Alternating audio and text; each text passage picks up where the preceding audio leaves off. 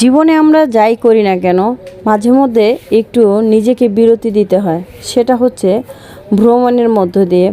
আপনার আশেপাশে যাই আছে, যতটুকু জায়গা আছে প্রাকৃতিক, ওখান থেকে একটু ঘুরে আসবেন, দেখবেন মাইন্ডটা ফ্রেশ হবে, ভালো লাগবে।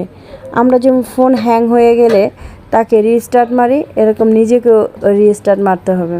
তাহলে দেখবেন মন ভালো তো সব ভালো, অনেক অসুখ বিসুখও কম হয়। তো দেখুন আমি গাছে উঠে বসে আছি, তো আমার কাছে ভালোই লাগতেছে।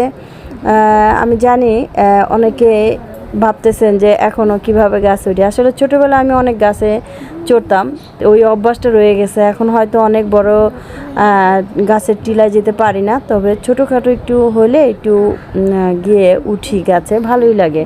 তো এই হচ্ছে কদম গাছ। কদম গাছ দেখে তো আমি একবারে পুরো আমার মনটা চাঙ্গা ফুরফুরা।